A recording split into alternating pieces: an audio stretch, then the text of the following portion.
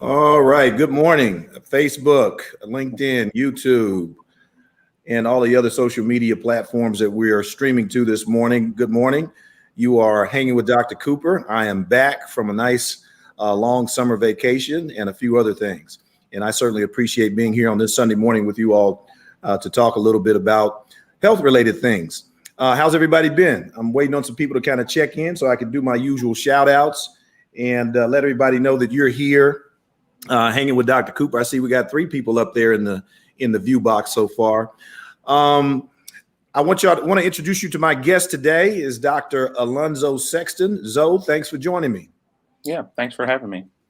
Absolutely. Dr. Sexton is an orthopedic surgeon, board certified, former team doctor for the University of Georgia Bulldogs and also Georgia State. Very astute clinician, leader, entrepreneur, and is going to be here today with us talking about Bitcoin, blockchain, and how to use that to monetize your health. Before we get into it, I want to take a moment to just give you all a couple of announcements. We'll be back in 2 weeks with another topic related to this issue of blockchain and monetizing your health and taking control of your health data. Hey, Charles Payton, how you doing? Good morning. We will also next month, as you all know, we start to get into women's health related issues with breast cancer awareness and appreciation. We'll have some guests, and we're also going to have a very deep conversation on one of my podcasts with some young ladies who've actually been through, unfortunately, sex trafficking, and have experienced that personally. Good morning, Ernest. How you doing, my brother? That's cousin Ernest Cooper checking in. Thank you so much for joining us on Hanging with Dr. Cooper. So we have Dr. Alonzo Sexton this morning talking about blockchain, Bitcoin, and monetizing your health. Well, first, before we get into all of that, Alonzo, just tell us a little bit about yourself, where you're from, where you trained, kind of what motivated you to go into orthopedic surgery. Yeah, sure. For me, my background, as you mentioned, I'm an orthopedic surgeon and been in practice for about 15 years, originally from North Carolina, and then attended Stanford University. At the time, I really thought that my career path would be, I'd be a researcher. I wanted to do molecular biology research and work in a lab, get a PhD. And, I wanted to do all those things until I spent a summer working in the lab and realized that wasn't really what I wanted to do with my life.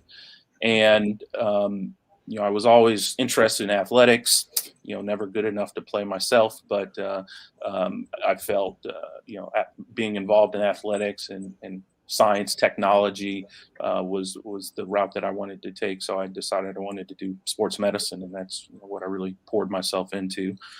And I ended up applying and attending medical school at Emory University, and then completed a orthopedic surgery residency also from Emory, and then followed by a 1-year fellowship in New York, where I had a chance to be a team doctor for the New York Jets, and then went into private practice in Athens, Georgia, as you mentioned.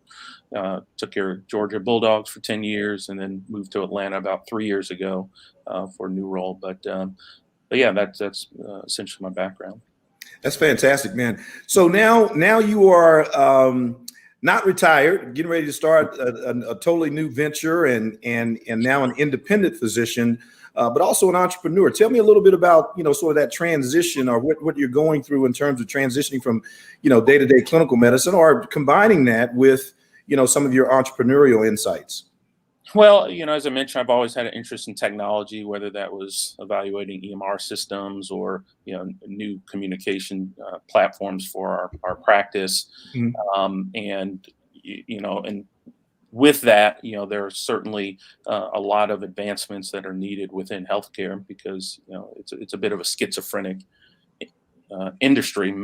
Healthcare is, from the standpoint of, from a diagnostic and technology and treatment standpoint, very technologically advanced, using cutting edge science and research. But when it comes to actual business operations of how we run practices, how we manage data, which is sort of the new frontier, we're very antiquated. And in 2021, which is probably true, you'll probably attest to, is that the best way for patients to get their information from one health system to another, one doctor to the other, in today's world is still a fax machine, which is, hard for people to believe, but, is absolutely true. Yeah. So, I think in that environment, I felt a real need and opportunity to try to help solve some of those problems, which is where sort of some of the entrepreneurial, things came from. And, with my background and experience, I felt that I had something really to contribute and help solve a problem. So that really, I would say, was the big driver to, trying to help or enter into this entrepreneurial world. Yeah, man. Well, let me tell you something, man. I've known you for a while. You and I, of course, initially crossed paths probably when you were a medical student. I think you were on our surgery service. I think it has been, I won't tell people how many years ago that was, Yeah. a lot. It's been a couple of decades. But anyway, I mean, let's get into this thing, man, because I am, as you and I have had lots of conversations over the last few years about various issues related to technology and the use of technology. And then, you hit me several months ago with this whole blockchain thing. And I'm really very, very excited about this because, so what we're talking about, and let me just give you my understanding of it. It is, blockchain is sort of the underlying technology that is allowing authentication, if you will, and validation of these alternative forms of currency. So one of the ways I think about that is, and one of the things that's hard for me to wrap my arms around is that, I can walk into the Ford dealer, I drive a Ford, and hand him a check or a bundle of cash and say, okay, here's $10,000 for that car. Okay. It can't, how do I walk into a Ford dealer at some point and hand him a Bitcoin? Or it's not even a coin. It's actually just, it's in the air. It's in the cloud. And so I don't want you to answer that question yet, because I know you got a little presentation for it. But when I think about that, it's hard for me to sort of wrap my arms around that. So with that having been said, I'm going to go ahead and let you share your screen, ladies and gentlemen. We're talking to Dr. Alonzo Sexton, who is an orthopedic surgeon, entrepreneur, and a great guy, and is going to talk to us this morning about blockchain, Bitcoin, and monetizing your health. Imagine that, your health data, you own it, and you can actually potentially monetize it and make money off of information that we as physicians exchange sort of very, not necessarily casually, but we exchange it in our professional interactions every single day. And then sometimes that data even gets out there to other people's hands. But now, using this technology, it sounds like we'll be able to take control of that. So Alonzo, with that, I'm going to let you take control of the screen and share your screen and begin the presentation. And as questions pop up in the chat, I will transfer those or let you concentrate on what you're doing, and then I'll bring up the questions for you. Okay. Yeah, and I think your question was actually a great one. I'm adding you to the stream now, and if you could just give us the presentation. There we go. And if you all are having difficulty in the seeing it, let us know. Just put it in the chat, and I'll try to clean it up for you. Okay. Okay. So you can see my screen. I see you. I see you just fine. Yes. Yeah, and so as I was saying, like, your question about the Ford dealership is a great one, and it's actually sort of ties in pretty significantly to what we're talking about, because what you said, just a few of the comments, there's actually a lot to unpack about what's actually happening when you actually go to your dealership and you give them a check. I mean, there's a lot of things that actually are going on there that we'll get into a little bit.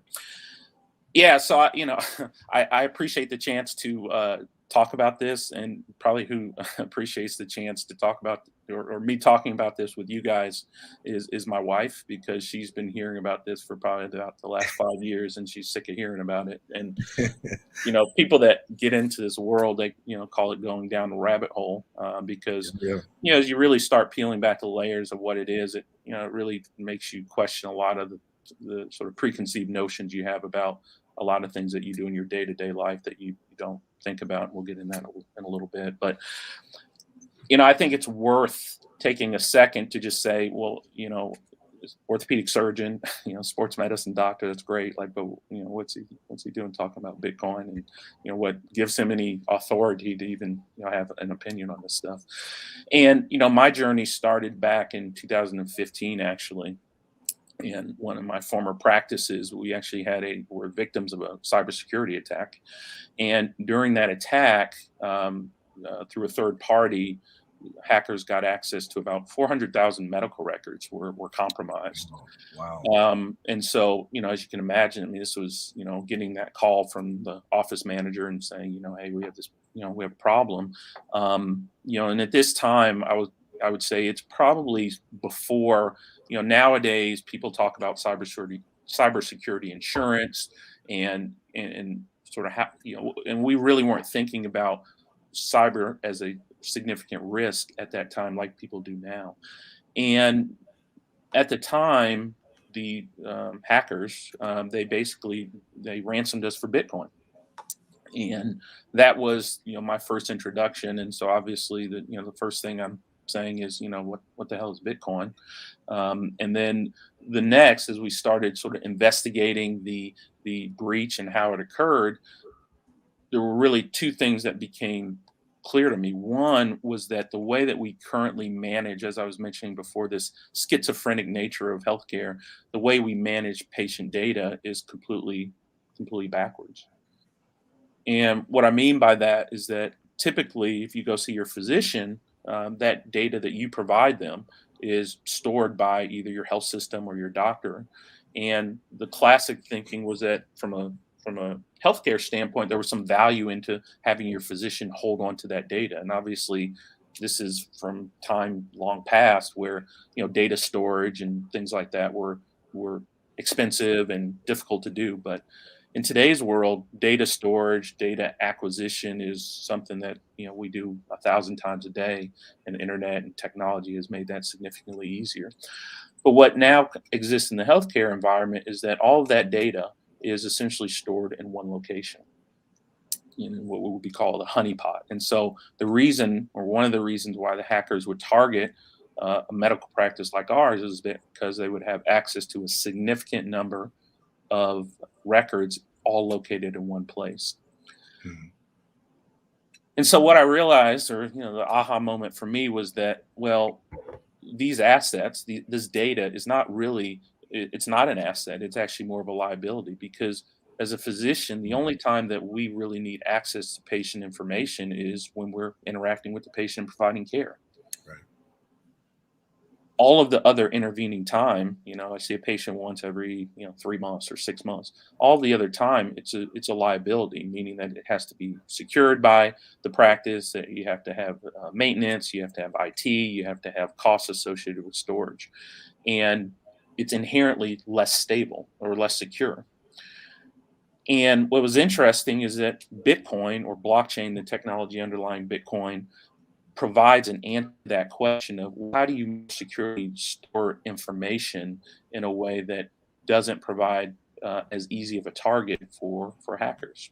And so in a roundabout way, this sort of exposure provided the answer to the question of which a lot of companies and organizations would struggle with now, and that is, how do you really secure information that's instantly global and instantly duplicated. And so that's how I sort of got to where I now talk about Bitcoin on Sunday mornings. Got it. Let me pause you right there, Zoe. Yeah. Take a little break and recognize everybody that's live with us right now. Thank you all, Lucretia, Michael, Lauren Douglas, Gloria Brooks, Shanae. How you doing? Oh yeah, I finally made it live to LinkedIn. Thank you so much for all your help. My beautiful wife, Sandy, Tanya.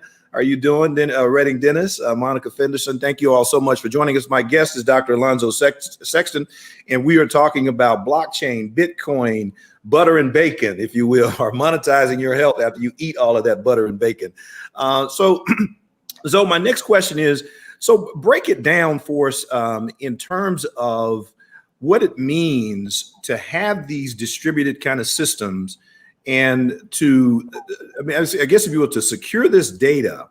And then, although I go in and I register and I, sit down in front of my doctor and have a conversation, and he's got my medications, he's got all of my history or whatever. We're done with that interaction. He sets a plan, assesses what's ever going on, sets a plan, data gone. Now, and then I walk out of the office. And what you're saying, however, though, is that using this technology and this new era that we're entering into now, is that I can still, to some extent, maintain whatever value beyond that interaction is inherent in my data. That's what it sounds like we're saying here to some extent. Well, and I think the point is, it's the value is maintained by the control, meaning who actually maintains control of that information. And so if you go to your physician or health system, that data resides within the control structure of your physician or Got it. health system. Okay. And so that control though it creates risk. The holder of it's the old joke about why people rob banks. That's where the money is. The data is held, and that's where the attack vectors are. And so what that means is that, and a good way to think about it is like, well, if you're a hacker, what makes more sense from a resource standpoint, like how you're going to spend your time and your efforts? Am I going to attack one location that has 300,000 records, or am I going to attack 300,000 individual records? And so it's really about distributing and spreading out the control of where where that data resides. And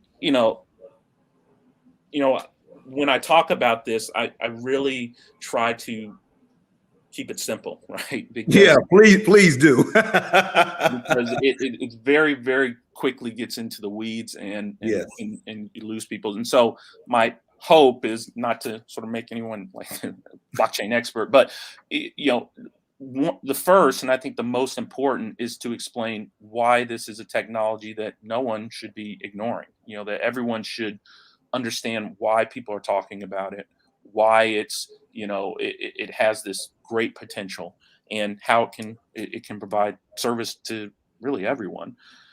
The second thing is that obviously you're a cardiothoracic surgeon, I'm an orthopedic surgeon. I've talked to people that are in finance and CEOs, and and we all actually struggle with the same thing with this technology, in that it challenges a lot of the preconceived notions that we have about not only technology and its role, but also how we as human beings sort of interact. And so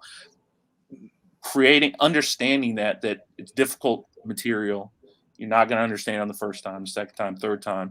But when I talk to people, I try to express that and create a safe place where you can sort of admit that you don't really understand what we're talking about, and trying to sort of break through that. And then, like I said, simplifying, because like this is the type of thing that you'll see, right? Oh my God. No doubt. You see these terms, and, ledger and crypto and proof of work, and it's just, and so that's not helpful. And so what I try to do, again, and hopefully I can get through some of today, is just talking about why it even matters, and why you should want to learn more about it. And the way I always, I typically, start with this, because this is about it. Most people have the attention span to sort of listen to this for about a minute. And so I noticed that in my live stream. I see it'll go from 21 to 17 to 19. Oh, we're down to 16. Somebody said, "Oh God, too much. I can't take it." I get it. Yeah, it's a Sunday morning. So the way I like to sort of start with this is by asking a question. And the question is, and I'll ask you since you're on, is, have you ever in your life hitchhiked? No. Okay. And you have children? Yes. And you've taken a Lyft or an Uber or, and rideshare app like that? Yes.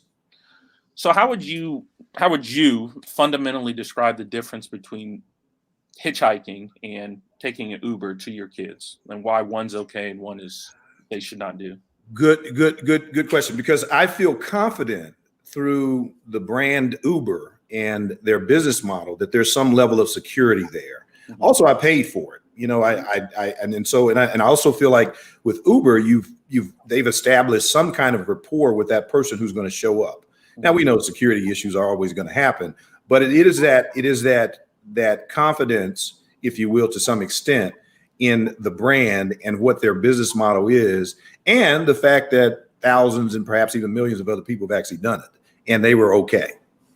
And so with your children, what is the concern with hitchhiking? Like, why would you not want them to do that? it's unknown. You don't know who's going to show up. You know that it's in a location where people are potentially a conduit, where people who may have some nefarious intent. Yeah, but it's safety. I mean, Yeah, it's a safety. it's a safety issue. Yeah, and I just don't know. Yeah. Right. And so, I mean, how does and so the things you described about Uber that yes make you feel more comfortable with it are really not mechanisms to provide safety. They provide the ability to maybe catch someone who does something nefarious. It allows you to sue Uber maybe if they don't meet some certain standards. But the thing that wants you to prevent your child from getting into a car. I mean, how do they really prevent that? They don't. They can't really. They can't. They cannot. They cannot really. At the end of the day, you have to have some level of personal assurance that it's going to be okay. But you're right. There is no guarantee of that. Yeah. And so, and what the answer is the answer that most people give. I mean, and what you're describing a trust or consumer confidence in a brand, and that's no different for Uber than it is for Coca-Cola or your bank or even you or I. I mean, the thing that allows us to do what we do is that we have trust of our patients, and that is what all businesses need more than money is sort of reputational trust. And that is what the point that I try to get across is that that's really the innovation behind Bitcoin and blockchain is a new method of forming trust that had never been created before. And when you think about it in those terms, then you start to understand, well, okay, well, yeah, if there's a mechanism for me to synthesize trust, then I can create a currency with that. I can also use health records or titles to automobiles or real estate. So it creates this ability to form a new model of trust. And I don't know if you read this book, but absolutely fantastic book. I highly recommend it. And so Harari, talks about this in his book, how the way that, and just for a quick summary for people not to give too much away, but they basically talk about what was it about our species, Homo sapiens, that allowed us to outperform Neanderthals, for example, who were, bigger, more equipped for the cold, larger brains. And it's this notion or this ability that our species developed, which is to believe in myths, to believe in stories, which were essentially made up to allow us to organize on a much, much larger scale. And so, when it gets real deep, man. Okay. That's a good book. It's a great book. I highly recommend it. I follow Obama's book club kind of recommendations, and that's how I came across Sapiens a few years ago. But yeah, absolutely, you're right. Yeah, and it starts to, and when I say the word myths, right, you think of what maybe Greek mythology of tales of gods and their activities, but really, we're talking about stories. And if you think about it, many of the institutions that we think of as being a part of our reality are just myths. And so this gets back to your question about going in the car dealership and giving them a check. When you give your car dealer a check, what are you actually giving them? Right? You're giving them a piece of paper. Right. That then allows them to have some faith, similar to what you were describing with Uber, that there's policies in place, there's sort of a legal framework that helps support this, that they have trust that they are right, they're going to get their money. Right. But fundamentally, this is a story that you're telling them. It's an IOU. And it's no different than, the concept of, nation states. Like, the United States of America is an idea. Capitalism is an idea. There is a human-made idea that has allowed us to create countries. Religions are ideas that allow you to organize, nationally, globally. Money, in the same way, is an idea.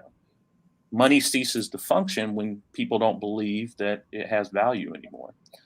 And the story I always think about with this is that we went to South Africa a few years ago. We were driving down the road with our, with a, cab driver, and we got stopped by this line of cows that was going across the street.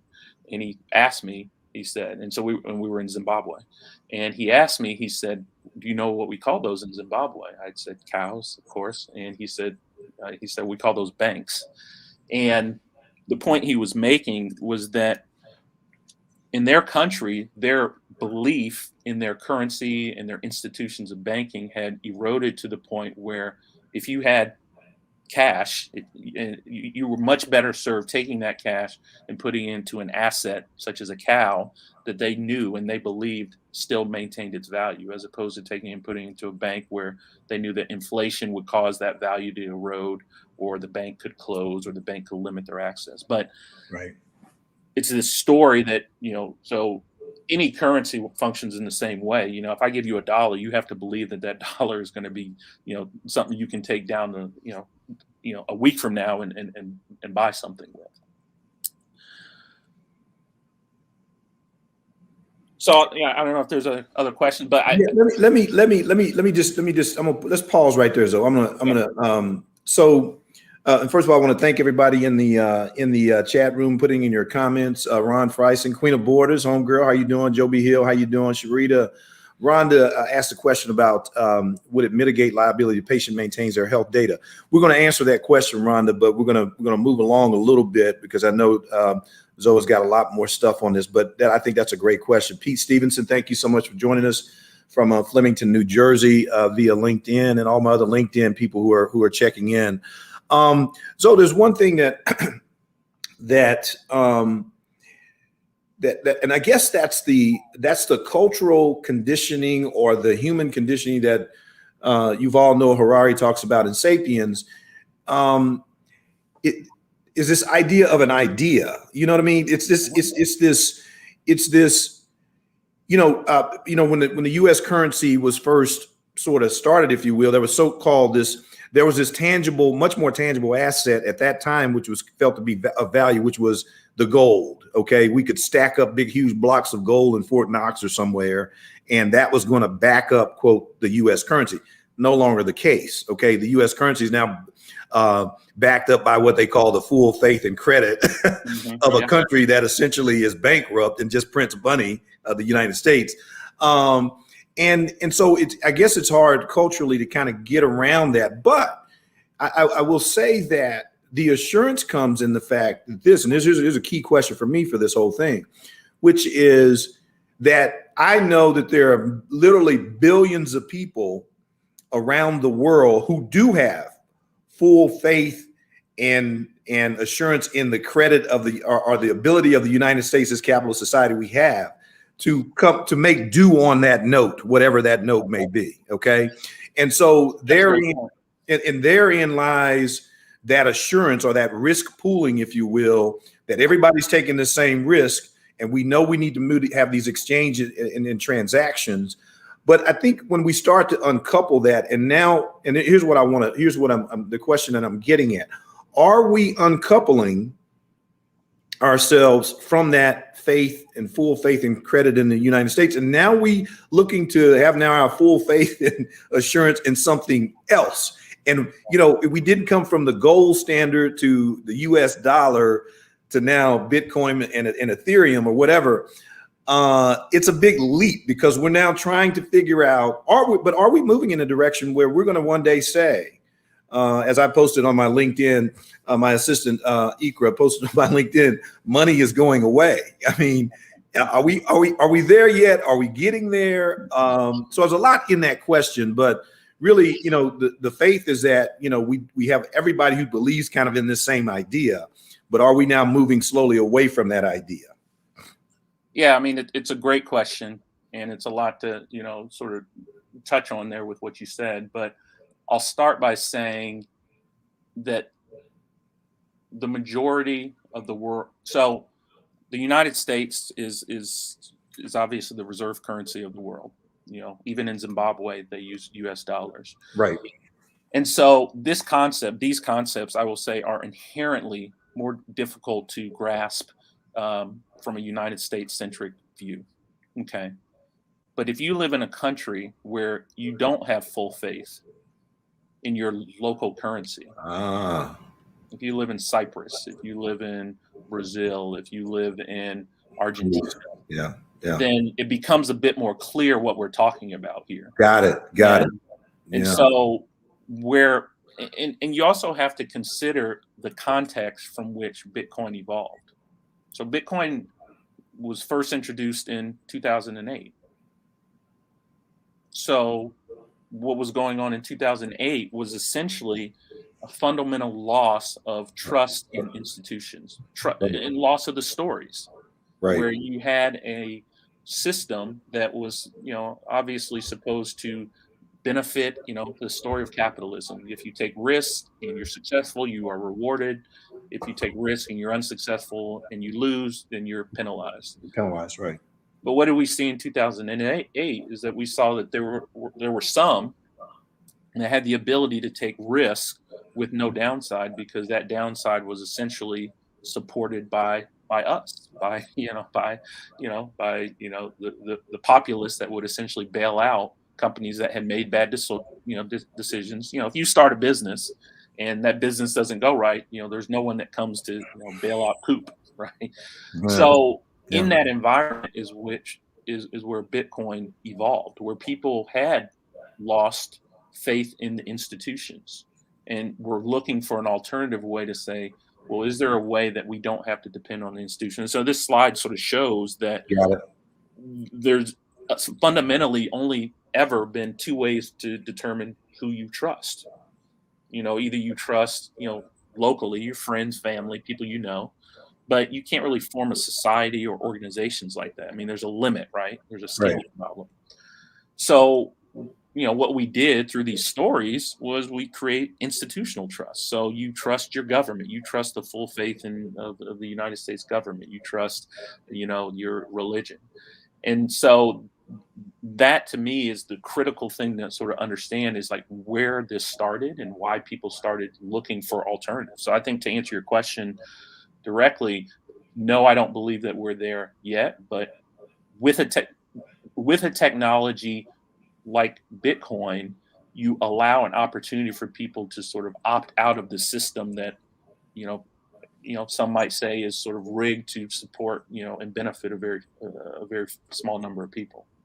Got it. Understood. Understood. So when we get into now, I'm gonna let you keep going here because I really want to get into it in as much detail as we can.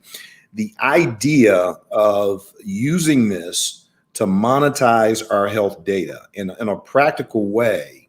Mhm. Tell us how that, obviously finish your story here, but tell us what this means going forward for our interactions with the healthcare providers, our healthcare system, as I call it sometimes, the proxy healthcare that we get through sort of the Google MD, whatever. So give us sort of set the stage for us, if you will, in terms of how this is evolving to allow us to be able to monetize and to some extent control, as you talked about earlier, the value inherent therein of our health data.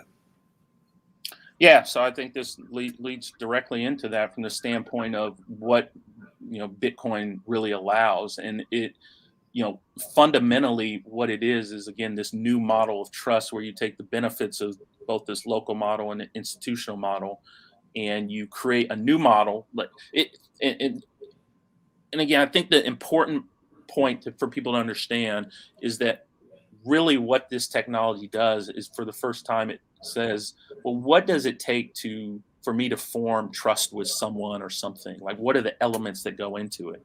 And that is the critical discovery that came from Bitcoin, is that it is essentially a formula for what are the things that go into determining trust, right? And that question has to uniquely be answered in the realm of healthcare, to have patients, physicians actually want to engage in a system that allows for this type of monetization, as we talked about.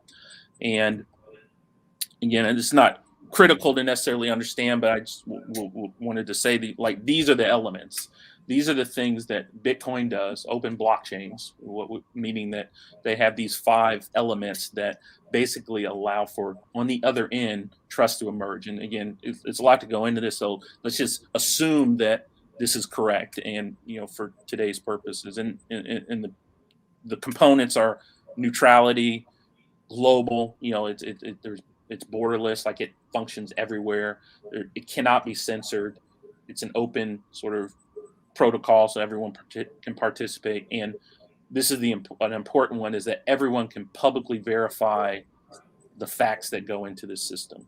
So again, I don't want to spend too much time on this part, but so I'll go back and sort of get more into the question about, like, what does this look like from a monetization standpoint?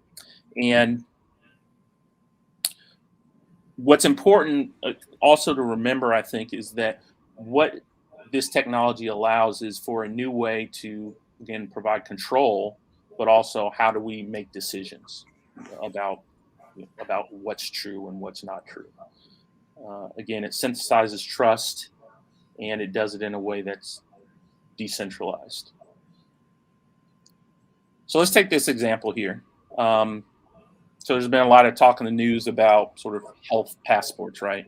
Oh yeah. With COVID, and so, like, if we think about, and even the recent mandate for COVID vaccinations, if we think about, well, how do we, okay, yes, we have this law, but how do we know that the facts regarding someone's vaccination status is true? So, as it is today, right? You get a card and someone's written something on a card. Yeah. Is that accurate? Is that secure? Is that real? And what we have and so a system like this allows us to have with good verification that a specific fact is true. And so let's just take, your health passport, for example. And so, you take a test, and, let's say we put this through the blockchain, and then on the other end, you get some result. Now, because of the way the system works, we can know, with a 99.9 probability that this fact is true, because this data is held in a system that, again, because of those pillars I mentioned, have the ability to be known that this fact is actually truth. Now, what that allows us to do, when we look at normal systems, right? As I mentioned, when we had our data breach, what you get is a scenario where a normal system, every person who has had a vaccine would submit this record into some central server who controls the information, who determines it's verified, who maintains the security, right? In this model, what we do is we decentralize it, meaning that each individual patient, each individual participant is responsible for maintaining the records. The security as well as the verification comes through the function of the network of blockchain. And that allows the patient individually to determine where they derive the most value and to share it in that way. And so an example that I like to use again goes back to Uber, right? One of the things that was very valuable about or so fascinating about Uber is that it allowed people to monetize their private assets, right? If you bought a car and it's sitting in your garage, right, you can drive yourself to work, but otherwise the value is locked in that in that vehicle. So one of the things Uber allowed was for people to actually take and say, well, I have this car, here's a platform that allows me to derive value with it. So I'm willing to, go through a vetting process. I'm willing to sort of give up some things in order to get access to this platform that's going to allow me to monetize something. And so in the same way, this data that you provide, let's say it's your COVID record, you can decide where you want to share it with, and where you share it is determined specifically by you. You may say, well, I'll share it with my doctor because they need the information, or I'll share it with my school because I want to go to attend university, or I'll share it with a stadium because I want to go to a sporting event. But it allows control on a very, very granular level of how that's provided. Let me stop you right there, Zoe. Thanks everybody for being with me. You're hanging with Dr. Cooper. I appreciate it. Really, really deep, interesting conversation I'm having here with Dr. Alonzo Sexton, who is I'm going to call him an expert. He wouldn't like that on the idea of blockchain and Bitcoin, but he spent the better part of the last 6 years studying this, and I certainly appreciate his ability to help us sort of get through this. So back to Rhonda's question, which was about reducing or mitigating to some extent liability, and she didn't really qualify it, but I'll put that liability as it could be sort of a generalized liability, like you experienced with your cybersecurity breach, and there's a huge liability on your practice for that. Does that to some extent mitigate that? Does it to some extent mitigate malpractice, a medical legal liability? Does it to some extent mitigate, if you will, to some extent, the patient's liability, I guess you will, or responsibility in terms of I guess, if you will, in that case, really sort of being able for them to authenticate, or through this blockchain, this or decentralization and trust factor that we've created, now be able to really say, I started to get into some really crazy, weird artificial intelligence stuff in terms about symptoms and diet. We won't even go there because that's a whole nother ball of wax. But does that just comment on that liability issue? Because now you've got the shot. It's gone through the blockchain. It's been authenticated, is what my term for using it. You now own it. You control it.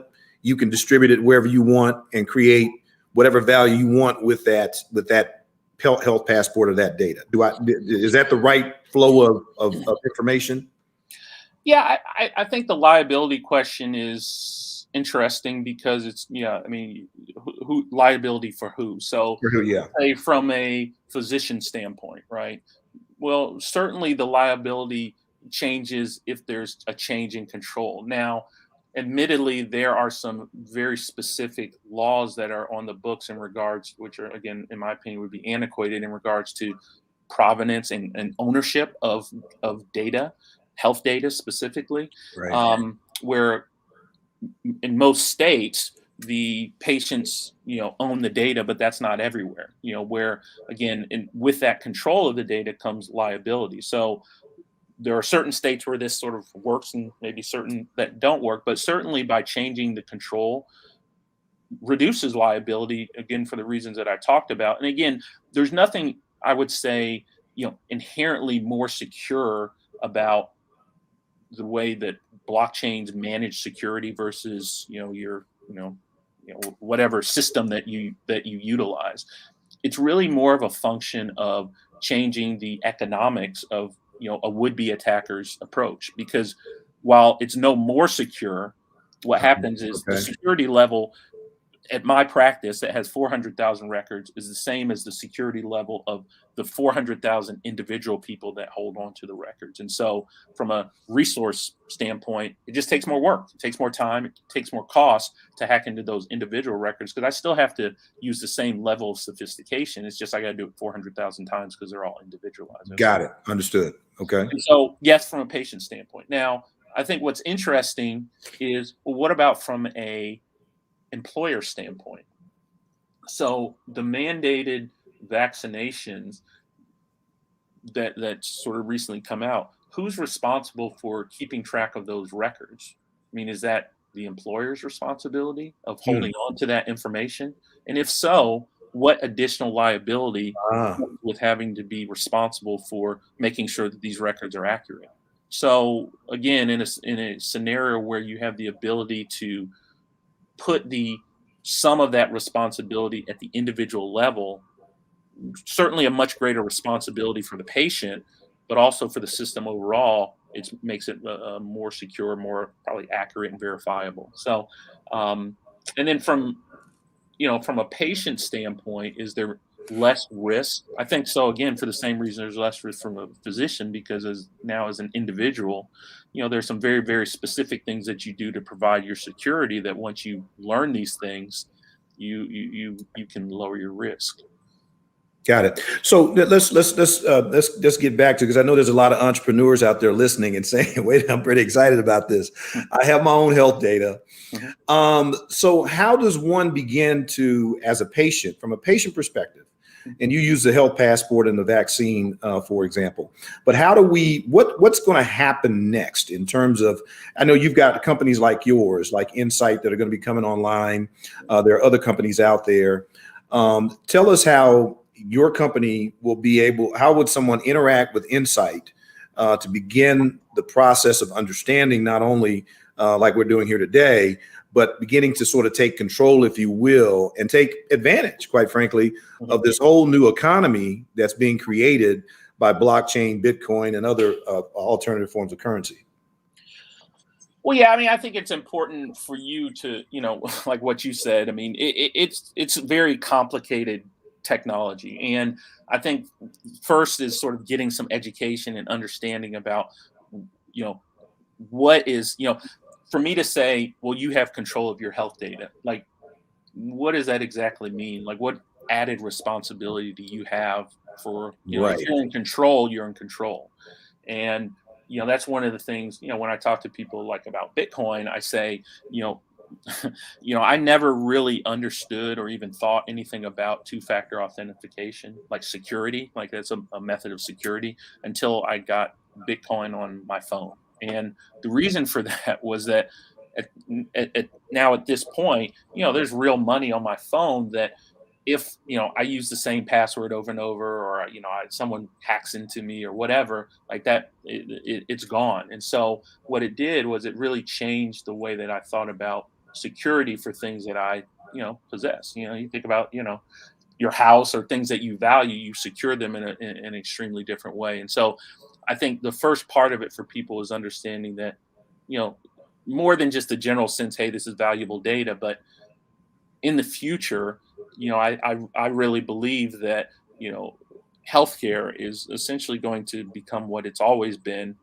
and that's a data industry. So, and Yeah. we're in the business of managing information. Like that's what we, in the way the current reimbursements work, that's, patient comes in, they provide us data. We take that data and some other sort of analytics, and we provide a service back to the patient. And then we take the data that we've generated through that patient interaction, send it to the insurance company. Insurance company analyzes data and sends us back, reimbursement, right? And so it's really a data transfer. And as physicians, that's something that we do almost not thinking about it. We do it in a very secure way. We understand how to manage it. But for a patient to sort of take on that responsibility, it requires sort of this added level of, diligence. And again, for me, it's sort of an education piece, which is very, very important, can be understated.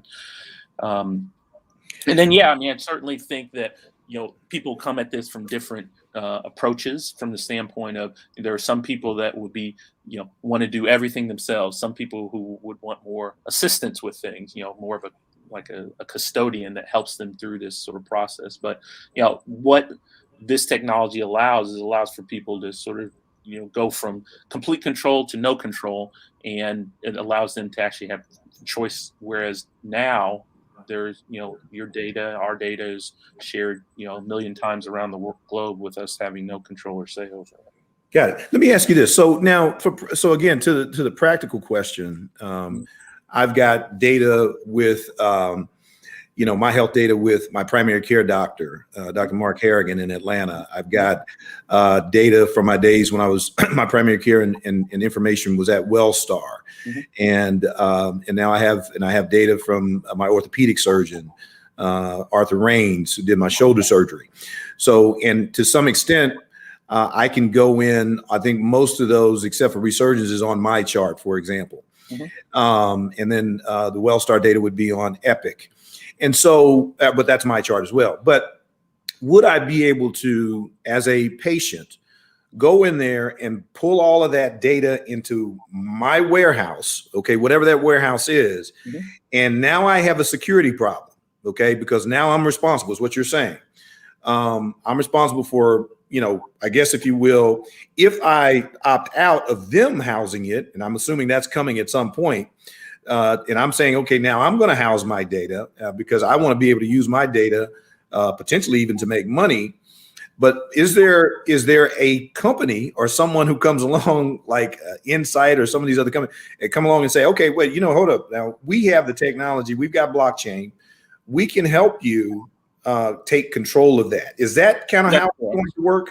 Yeah, that's correct. I mean, that's my vision, and that's what we're building, and that's what, because, as you've talked through, you're not different than many other patients where they've interacted with several systems, and, with that comes a lot of, 2021, if you can believe it, was the first year that, it was really clearly mandated that those systems that you have just mentioned need to have interoperability, right? Which seems just bizarre in the world we live in, but people know this as a fact because you've seen a doctor and you filled out the same form 10 times. And so, what we would basically be developing was a way for you to sort of enter it once, forget it. And then you sort of, when you go to your doctor, what you're basically showing is like, well, hey, I have this data on my phone and it can interact with your system. And it's, your past family history doesn't change that often. I mean, so having it in one place is a solution that most people just feel, they feel like every time they go to a new provider is that they're starting over from scratch. And so, that's what companies like ours and others will be working on, is solutions to sort of say, hey, this is a way that you can store data. And again, it's not a technology problem. Like there's technologies that have existed for 20 years that would allow you to take these aspects of your information and store it somewhere where you can share it. But what is new and what is different and unique with the blockchain is that it allows you a level of security that is, on par with, the most sophisticated systems in the world, because of, again, the stuff that we've talked about. So it does provide you with a level of security that you can have faith in. And then the database or the technology that stores the stuff, I mean, that's pretty bread and butter.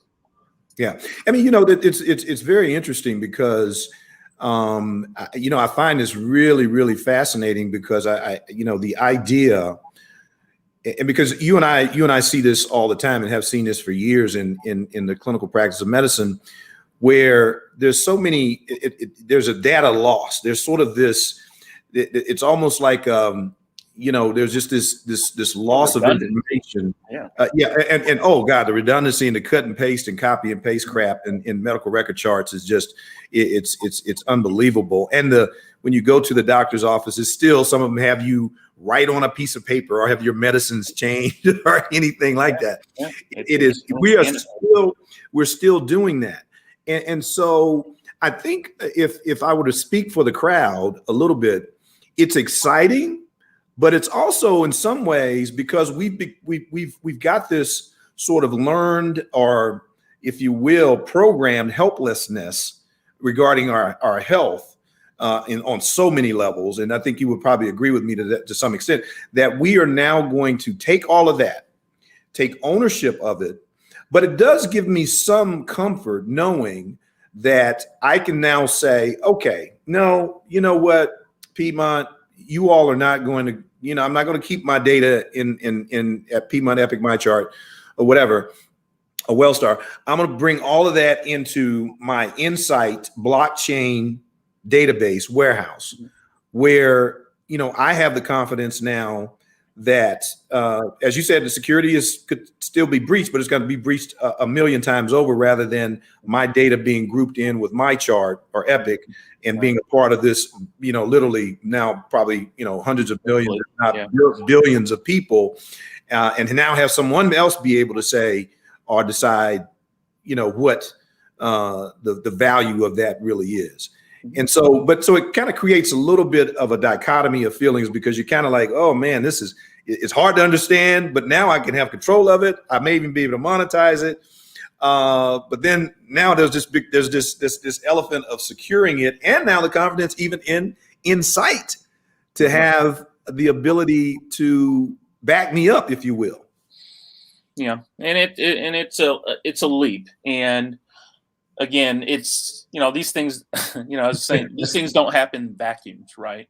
And so Bitcoin evolved in 2008. These types of solutions tend to occur when you have loss of institutional trust. And the question that you would say is, do you think there has been institutional loss of trust in the healthcare system in the last 2 years? And I would argue yes. And in scenarios like that is when you have opportunities for dramatic change. And Oh, yes. I see this as a moment that is where people are frustrated and concerned and confused enough where they say, well, the way that it's been done is not acceptable any longer. Yeah, let me ask you this, Alonzo, and this question from Michelle Kimmery. I think it's a really good question. Can I manipulate that data once it's in the blockchain? Could I personally manipulate it to my advantage? In other words, in her example, she gave someone who's been known to be a narcotic abuser, and they're now manipulating their blockchain data or their health data so that they can potentially get prescriptions down the line somewhere. But I think the way, in my understanding of blockchain, is once that data is entered, it is entered, and it would be very difficult for you to reverse that reverse osmosis or reverse engineer to uncouple that from the blockchain. Is that kind of the way to think about it?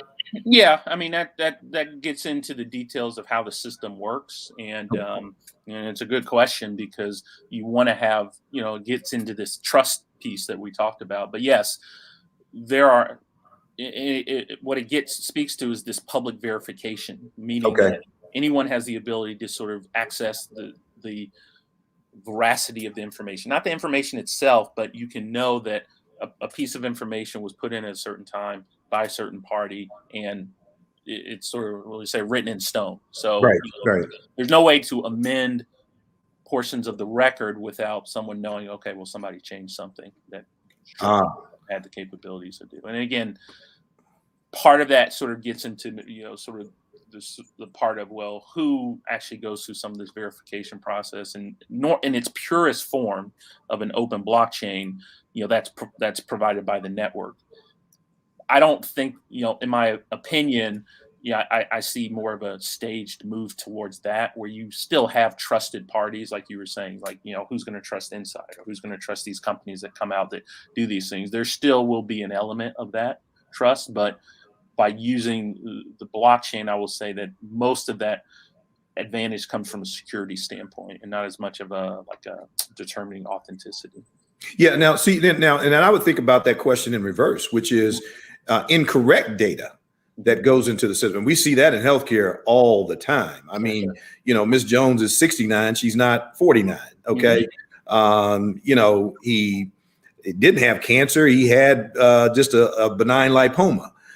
So then, therein lies a little bit of a difficulty in terms of health data, in terms of correcting incorrect. I mean, your credit score, incorrect information on your credit score, for example, you can work through that. How would you work through that in a blockchain?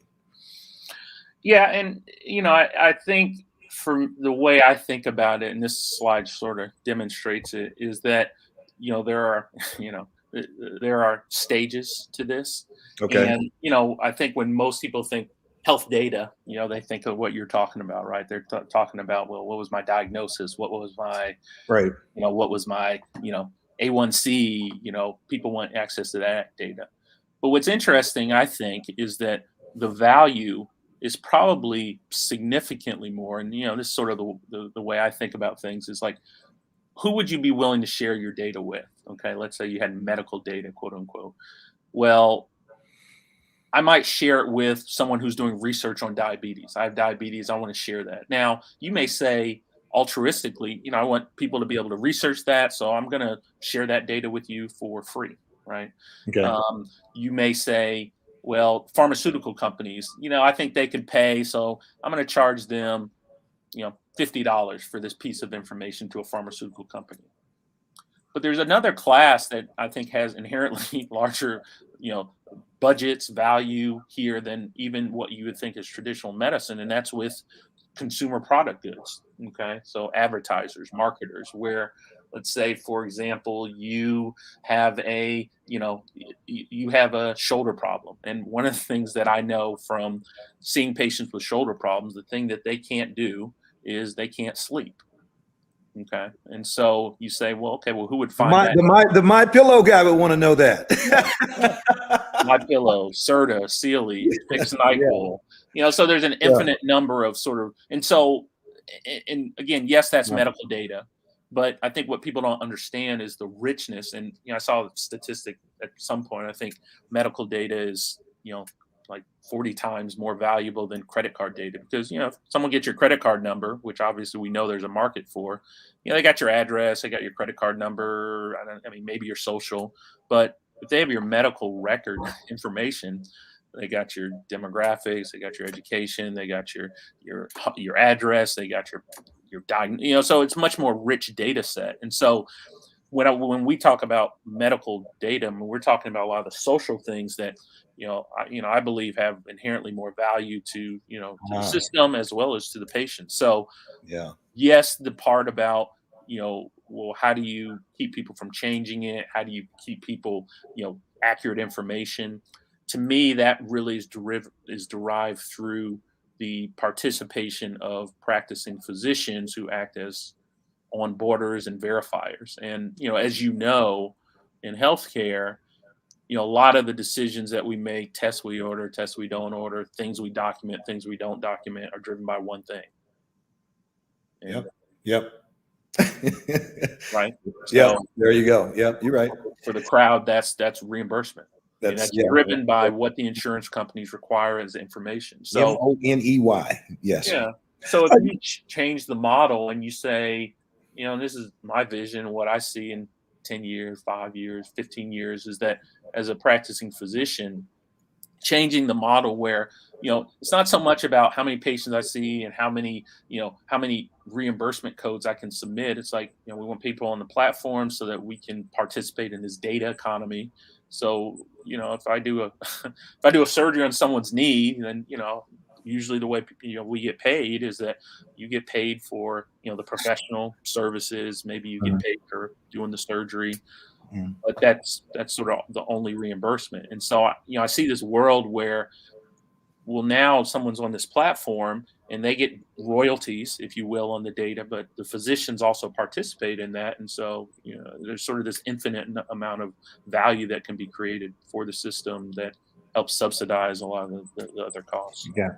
All right. Well, look, Alonzo, we have come up against my 1 hour limit so that I can get this thing published on my podcast, and we're going to have to end it right here. But I think we probably got a little bit more to talk about. So, if you don't mind, offline. I won't hold you to it now, but offline, I think we'll get a lot of questions. I usually get a lot of questions about this later on, and we perhaps will find a time to come back and follow up on some of those questions. Because one of the questions, and I don't want you to answer it now, but one of the things I was thinking about as you were talking, which is about opting in and out. So in other words, or it really, and that's probably not the way to characterize it, because you're either going to be in or out, but just basically taking control or dominion over your information. Because we know now within our healthcare system, all the people are already making money on this stuff and exchanging your information every single day, and you have no control over it. So I think now one of the things that this brings to my mind is now you'll be able to say, wait a second, I need to get a piece of that pie if that's what you're going to be doing with my data. Yeah. And I want to be able to use blockchain to authenticate, verify, whatever, make sure you trust, whatever else. And so I really, Alonzo, I really enjoyed this, man. This has been fascinating. Every time I talk to you, I learn something, and it's just amazing. And I appreciate certainly the dedication you have to this. There have been some people in the chat wanting to follow up with you. You can reach Dr. Sexton, Alonzo Sexton, on LinkedIn. It's probably professionally the way to do it right now. He's going through a transition. His company is Insight, NCIGHT.com. They're going to be up and running here soon. And I will say, if people want more information, they can send a text. Okay, go ahead. Good. Give me that number. 47177. 47177. And they can text Insight. So NCIGHT. NCIGHT. Okay. All right. Good. 4717 47177, and we can get them more information. So text 47177 and just text the word NCIGHT to get a hold of Dr. Sexton. There's a couple people here. Pete Stevenson wants to follow up with you and potentially talk about some collaboration. I know some other people there that are very interested in this topic as well. Well, ladies and gentlemen, I want to thank you all once again for hanging with Dr. Cooper. This has been really, really very, very enriching, educational, and exciting in terms of the future. And once again, thank you. Have a fantastic, hey, go Chiefs. First official week of the NFL season after that fantastic game the other night between Dallas and the Bucs. Take care. Have a fantastic Sunday. Goodbye. Thanks.